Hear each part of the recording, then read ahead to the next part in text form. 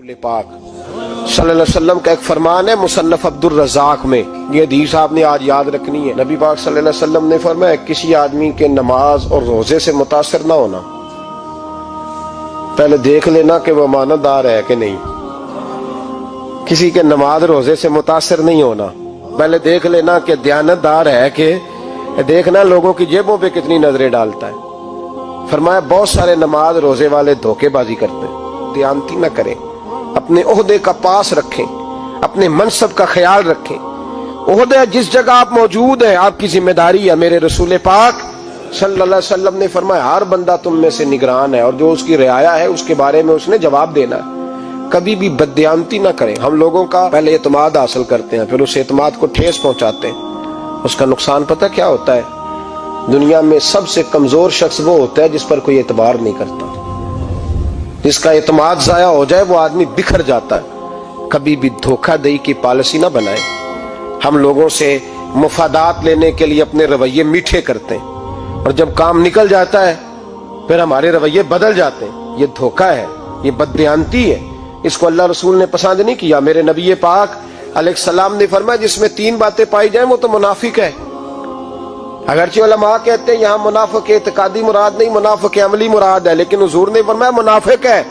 या रसूलुल्लाह कौन? फरमाया वो बंदा जब बात करे तो झूठ बोले, जब वादा करे तो मुखालफत करे, जब अमानत रखी जाए तो बददयानती करे। ये तो बंदा मुनाफिक है। हजरत अबू नूर अलैहिर्रहमान ने लिखा है, फरमाते हैं महमूद गजनवी का दौर था तो एक आदमी महमूद गजनवी के पास ना अपना केस लेके आया, मुद्दई बन के आया। उसने कहा बादशाह मेरा केस बड़ा निराला है। बादशाह सलामत ने कहा वो किस तरह? कहने लगा ये मेरे पास एक थैली है, मैं ना सफर पे जाने लगा तो ये थैली पूरी हीरों की भरी हुई। फलां इलाके के जो काजी साहब है ना, मैं जाती दफा मैं कहीं सफर पे जा रहा था तो मैं उनके पास छोड़ गया कि रास्ता लंबा है, कहीं कोई मुझसे छीन ना ले, हीरों की भरी हुई थी। कुछ दिनों के बाद मैं वापस आया हूँ, काजी साहब ने मुझे थैली वापस की है तो इसमें हीरों की बजाय खोटे सिक्के निकले। अब मैंने काजी साहब से कहा है तो काजी साहब तो मेरे गिरेबान तक आते हैं, वो कहते हैं बता कहीं से फटी है, खुली है? वो जिस तरह टांके लगा के तूने सी थी उसी तरह लगे हुए हैं कि नहीं? तो हुजूर लगे भी बिल्कुल उसी तरह है, ना फटी है ना खुली है। अब मैं लुट गया हूं, मेरी कुल उम्र की कमाई जाया हो गई, खोटे सिक्के कहां और हीरे कहां? तो मेहरबानी करें और आप की बारगाह में अल्लाह रसूल के नाम पर हलफ देता हूं कि मैं हूं बिल्कुल सच्चा। महमूद गजनवी कहने लगे तू जा, थैली छोड़ जा और जब मैं तुझे बुलाऊंगा फिर दोबारा आना। वो शख्स चला गया। महमूद गजनवी उठे, दरबार बर्खास्त किया, लोगों से कहने लगे चले जाओ, मैं 3 दिन के लिए सैर करने जा रहा हूँ, 3 दिन के बाद लौटूंगा। अकेले जब रह गए ना महमूद दरबार में तो महबूब ने छुरी मंगाई। वो जिस तख्त पे बैठते थे वहां गद्दा बिछा हुआ था, ये गद्दा पड़ा ना, वो गद्दा बिछा हुआ था। महमूद ने छुरी के साथ उसको फाड़ डाला और छुरी जेब में रखी निकल गए। कहने लगे मेरे बाद कोई मेरे दरबार वाले इहाते में दाखिल ना हो। महमूद चले गए। अब वो सफाई करने वाला जब आया ना, उसने आके देखा तो गद्दा तो फटा हुआ है। उसने शोर डाल दिया, पहरेदार भी आ गए, फलां साहब भी आ गए, फलां साहब। उसने कहा वो खुदा के बंदो उसका गद्दा फट गया है, वो तो मार डालेगा। उसने कहा था सिवाय सफाई और निगरानी वाले के दूसरा आए कोई ना, और यहाँ आया भी कोई नहीं। पहले दिन ही फटा हुआ है तो लटका देगा सबको, क्या करें? शोर हो गया, सारे दरबार के मुलाजिमीन इकट्ठे हो गए। एक बंदा बोला, कहने लगा फिक्र ना करो, मैं कैसे बंदे को जानता हूं, इस तरह सिएगा कि जिसने फाड़ा होगा उसे भी पता नहीं चलेगा कहां से फटा था। ऐसा बेहतरीन रफू करेगा कि पता भी। उसने कहा यार हम सारे एक महीने की तनख्वाह देते हैं, तू बंदा बुला। वो बुला लिया उसको, उसका नाम मोहम्मद रफूगर था। वो आया, उसको गद्दा दिखाया, उसका यार इस तरह सीना पता ना चले। उसने कहा फिक्र ही ना करो, मैं बड़ा कारीगर हूं। बड़े बड़े कारीगर लोग नहीं हमारे मुल्क में पाए जाते, कोई निशान छोड़ते हैं पीछे?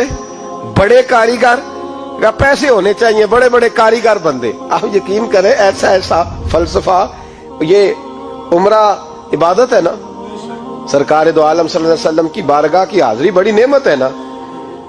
तो सऊदी गवर्नमेंट ने पाबंदी लगा दी, खैर उनकी भी ज्यादती है। इस तरह की पाबंदियां शरीयत इस्लामिया में जायज नहीं। अल्लाह के घर मुसलमान जब चाहे जा सकता है, लेकिन वो कहते हैं जी 2000 रियाल दे जिसने 2 साल बाद भी आना है। उन्होंने पाबंदी लगाई तो हमारे एजेंटों ने भी कई खास ट्रेनिंग हासिल की हुई है, पता नहीं कहां से सीख के आए, उन्होंने भी रास्ता निकाल लिया। ایک صاحب سے میں نے کہا کہ جناب وہ 2000 ریال لگ گیا تو کیا کرنا ہے؟ کہنے کوئی مسئلہ نہیں، پاسپورٹ نواں بنوا لو، گنجائش ہے، یعنی ہر شے کا حل ہے۔ اور میں نے کہا یار اب عمرہ کرنے جاتے وقت بھی بندہ دھوکہ دے کے جائے، اللہ کے گھر جاتے وقت بھی اس طرح کی حرکت کرے، کیا حال ہو گیا؟ ہر چیز کا لوگوں نے حل نکال لیا، ہر چیز کا لوگوں نے سٹائل بنا لی۔ ایسا نہ کریں، یہ درست نہیں۔ احمد رفوگر کہنے لگا اس طرح سیوں گا کہ پھاڑنے والے کو بھی پتہ نہیں۔ ان کا پیسے لے یار تو سی دے۔ اس نے سی دی، اگلے شام ہی لا کے بچھا دیا گدا۔ تیسرے دن بادشاہ سلامت آئے، آ کے پہلی نظر گدے پہ ڈالی، اس نے بلایا سب ملازمین کو، کہا کس نے سیا ہے؟ کہا جناب کیا ہوا؟ کہا یہ پھٹا ہوا تھا۔ کس نے؟ کہا نہیں پھٹا ہی نہیں۔ وہ کہنے لگے بنو بات، میں خود پھاڑ کے گیا تھا، تو بتاؤ صحیح سیا کس نے ہے؟ کہا جناب آپ پھاڑ کے گئے تھے تو بتایا کیوں نہیں؟ فرمانے لگے اسی لیے تو بتایا نہیں تھا کہ تم خود تحقیق کر لو، بلاؤ بتاؤ سیا کس نے۔ تو بلا لیا، احمد رفوگر آ گیا۔ اس کو جب بلا کے سامنے بادشاہ کھڑا کیا، کہا بھئی تو نے سیا ہے؟ کہنے لگا حضور آپ کے سارے ملازم کٹھے ہو کے آئے تھے، میری غلطی کوئی نہیں۔ کہا نہیں یار تو بڑا کاریگر ہے، میں نے اپنے ہاتھ سے پھاڑا تھا پر مجھے بھی نہیں پتا چل رہا کہاں سے پھٹا تھا۔ اچھا یہ بتا یہ تھیلی جو ہے یہ بھی تو نے سی تھی؟ اس نے کہا جی آپ کے خادم کا ہی کارنامہ ہے، وہ فلانے علاقے کے قاضی صاحب آئے تھے، اس میں سے ہیرے نکال کے تو کھوٹے سکے بھرے تھے، تو مجھے بھی تھوڑا سا حصہ ملا تھا۔ محمود نے سارے گواہ بھی اکٹھے کر لیے، ثبوت بھی اکٹھے کر لیے۔ پھر قاضی کو بلایا، پہلے سارے ثبوت اور گواہ کیس حل کر لیا۔ پھر ہمارے ہاں یہ حال ہوتا ہے کہ مدعی 2-3 ہفتے کے بعد خود ہی ہاتھ باندھ جاتا ہے، کہنا تسی میری جان چھڈو، مجرم پھڑو پاوے نہ پڑھو۔ وہ کہتا ہے مجھے معافی دو، میں رہا۔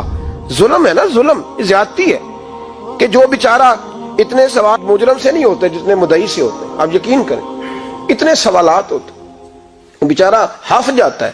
یہ طریقہ درست تو نہیں ہے کہ لٹ گیا اور دوسرا طرح طرح کے سوالوں کے جواب دیتا پھرے بیچارہ۔ سارے ثبوت اکٹھے کر کے قاضی صاحب کو بلایا، تنہائی میں لے جا کے محمود غزنوی نے کہا قاضی صاحب آپ سے غلطی ہو گئی، غریب آدمی تھا، وہ لٹ گیا ہے، اس نے تو بڑی مشکل سے کچھ ہیرے جمع کیے تھے اور اس کی کل کائنات تھی، تو آپ اس کا مال اسے دے دیں، بات ختم۔ قاضی صاحب کہنے لگے آپ مجھ پہ الزام لگا رہے ہیں، سوال ہی نہیں پیدا ہوتا۔ آپ میری داڑھی دیکھیں، آپ میرا اعزاز دیکھیں، دنیا جانتی ہے میں اس کا۔ قاضی صاحب انسان بھول ہی جاتا ہے، بندہ بھول جاتا ہے، غلطی ہوگی، مال نے کہا نہیں سب کہا میں تنہائی میں پوچھ رہا ہوں، میں اس وقت پوچھ رہا ہوں جب دوسرا موجود کوئی نہیں، آج توبہ کر لے، میں کچھ نہیں کہوں گا، تو میری زبان پہ اعتبار کر، تجھے پتا ہے میں جو کہتا ہوں اس پہ عمل بھی کرتا ہوں، باز آ جا۔ پر قاضی نے کہا نہیں میری غلطی کوئی نہیں۔ محمود نے پھر بڑے دربار میں بلا لیا، مجمع عام میں۔ مہلت کے دنوں میں جو توبہ کر لے وہ بچ جاتے ہیں، لیکن لوگ رسوائیوں کے دنوں میں پھر واپس لوٹتے ہیں اگلا گھر دیکھ کے، پھر حالات اور طرح کے ہو چکے ہوتے ہیں۔ جب بڑے دربار میں قاضی کو بلایا، بھائی تو مانتا ہے کہ نہیں؟ اس نے کہا نہیں۔ تو کہا بلاؤ احمد رفوگر کو۔ جب احمد رفوگر آیا تو بوڑھے قاضی کی ٹانگیں کانپنے لگی، جملے ٹوٹنے لگے، لفظ زمین پر گرنے لگے، بات صحیح نہیں ہوتی، زبان لڑکھڑانے لگی۔ محمود کہنے لگے قاضی میں نے تجھے کہا تھا وہاں مان جا بات، اب بڑے دربار میں بول۔ تو جب قاضی صاحب کی گردن خود بخود جھک گئی تو دنیا سمجھ گئی، کہا نکل جا میرے دربار سے۔ محمود بولے نکل جا، اتنی تجھے عزت دی، اتنی بڑی تنخواہ دی، قاضی بنایا، اور یہ چھوٹی سی رقم کے لیے، تھوڑی سی رقم کے لیے تو بددیانت ہو گیا، چل چلا جا، نکل۔ قاضی دربار سے نکلا تو لوگ لعنتیں برسانے لگے۔ کل جو دکانیں چھوڑ کے سلوٹ کرنے آتے تھے وہ کہنے لگے اس کی عمر دیکھو، اس کے کام دیکھو، دیکھو اس نے کیا کیا۔ گھر گیا، بچے جن کے لیے پاپ کمایا تھا، جنہاں لی تو پاپ کمائے ہن کتھے نہیں ہو تیرے کر دے۔ وہ بچے کہنے لگے ابا جی ہم تو سکول مدرسہ جانے کے قابل نہیں رہے، امید تھی کہ بیوی ساتھ دے گی۔ وہ کہنے لگی میں میکے کیسے جاؤں گی، گلی کی عورتیں طرح طرح کی باتیں بناتی ہیں۔ اور بھائی کامیابیوں کے بڑے سربراہ ہوتے ہیں، کوئی کامیاب ہو جائے تو سارے کہتے ہیں میری سپورٹ سے ہوا ہے، ناکامیاں ہمیشہ یتیم ہوتی ہیں، ناکامیوں کا کوئی سربراہ نہیں ہوتا۔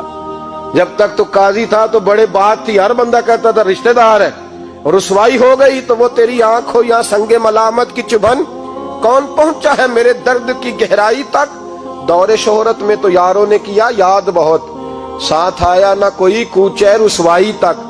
اور میاں صاحب کہنے لگے ساری عمر ہی آٹا گد ہے، میں لکھاں کیتے نہیں پیڑے، اب وقت آیا ہی تے محمد بخشا کوئی نہیں ہوں بیٹھا نیڑے، حالات ہی بدل گئے۔ قاضی خاموشی سے اندر چلا گیا، اپنی رسوائی سمیٹ کے بستر پہ لیٹا، نہ روٹی کی بھوک لگی، نہ پانی کی پیاس لگی، نہ نیند آئی، ساری رات تڑپتا رہا۔ سویرے گھر والوں نے دروازہ کھولا تو روح پرواز کر گئی تھی، دنیا چھوڑ گیا۔ حضرت ابو النور علیہ رحمہ بولے، فرمانے لگے یاد رکھو کبھی بددیانتی نہ کرنا، کبھی۔ یہ تو محمود غزنوی کی عدالت تھی، قیامت میں رب کریم کی عدالت لگے گی۔ اور فرمایا وہاں تو گواہی دینے والا احمد رفو گر تھا، قیامت میں تو تمہارے اپنے ہاتھ پیر گواہیاں دیں گے، ہمارا اپنا وجود گواہی دے گا۔ اور فرمایا یہاں تو لانتے دنیا دار برساتے تھے، وہاں فرشتے ہوں گے۔ اور قاضی کو تو موت آ گئی تھی، قیامت میں تو دوبارہ موت بھی کوئی نہیں آئے گی، وہاں تو رہنا ہے اور سہنا ہے۔ بددیانتی معاشرے میں، اتنی بددیانتی ہر جگہ۔ اس معاشرے کا بھی کچھ بنے گا جہاں دوائی بھی خالص نہ ملے، جہاں دوائی میں بھی بددیانتی ہو۔ لوگ اپنے بچے کو آکسفورڈ یونیورسٹی میں پڑھانے کے لیے غریبوں کے بچوں کے رگوں میں جو دوائی اتارے وہ بھی 2 نمبر۔ اتنا بڑا بھی کوئی بددیانت معاشرہ ہوتا ہے کہ لوگ یہاں تک دھندا کریں، یہاں تک کہ لوگ لوگوں کی زندگیوں سے کھیل جائیں اور ہمیں احساس تک نہ ہو کہ کوئی مر جائے گا، کوئی ڈوب جائے گا، کیا بنے گا۔ اور جس نے وہ رجسٹر کی دوائی کی، اس نے 2-4 لاکھ روپیہ لیا اور اس نے یہ نہیں سوچا کتنے انسان میری وجہ سے مریں گے۔ قتل صرف یہ تو نہیں ہوتا گولی مار کے مار دینا، لوگوں کی زندگیوں سے لوگ کھیل جاتے ہیں، لوگ تباہی کر جاتے ہیں، لیکن بددیانتی سے باز نہیں آتے۔ میرے رسول پاک علیہ السلام کے غلاموں، نبی پاک صلی اللہ علیہ وسلم نے ذرا سی بددیانتی، اور صحابہ کا یہ مزاج تھا، اتنی سی بھی کبھی ان سے غلطی ہوتی تو تڑپ